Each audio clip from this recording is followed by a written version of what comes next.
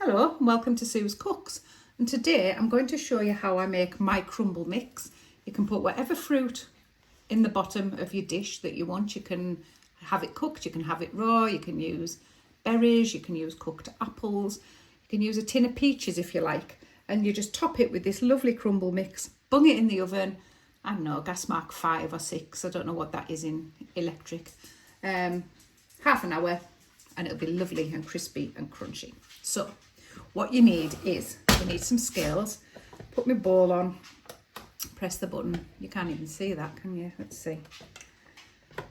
There we go. Anyway, what you need is whatever butter you're using, and I would say 50 grams of butter is good enough for a decent sized crumble. But whatever butter you're using, whatever size of butter you're using, you're going to use the same in sugar and you're going to double it in flour. It's that easy. So if you want to make it for one person, maybe use 25 grams of butter, but you'd need 25 grams of sugar and 50 grams of flour.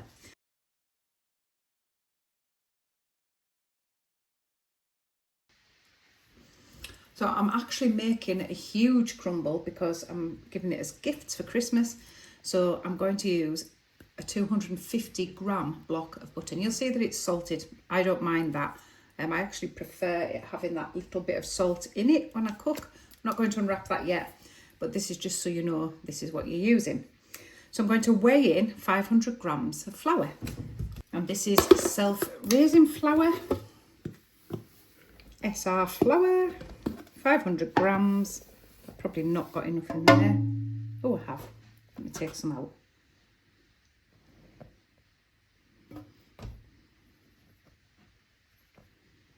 I'll do. And I'm going to go in now with 250 grams to match the butter of sugar, and I'm going to mix it up.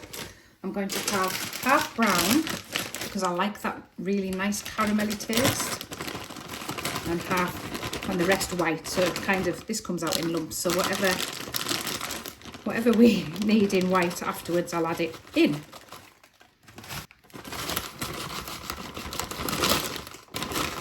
We'll go for about half and half, I think. So there we go with that one. And we need to make it up to, on the scales, just see there, we need to make it up to 750, which will give us the 250 grams. Of course, you could weigh this out properly, but I don't.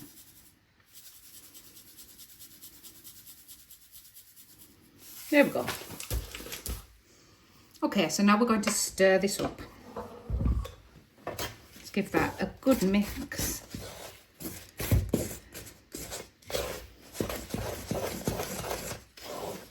Get it all stirred in.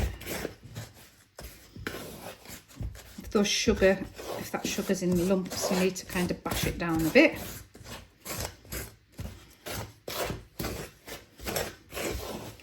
Right, and now we're going to go in with the butter. Now this has just come straight out of the fridge, so it's nice and hard, which is what I want because we want to crumble it in. And I'm going to chop it up into little cubes.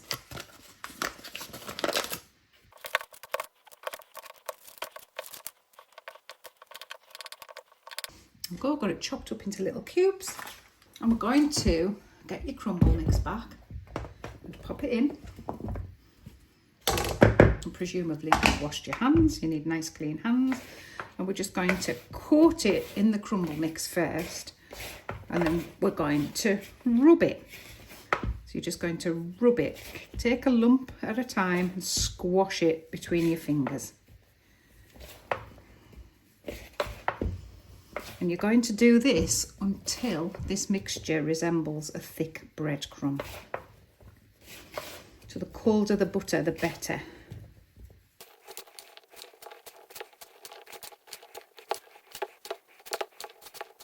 So when you've got it looking something like this, that's good. So now for my special ingredient, which makes my crumbles really tasty. And it's just a normal run-of-the-mill porridge oats, the cheapest ones you can find. Normally I don't even measure this, I just chuck in and I guess.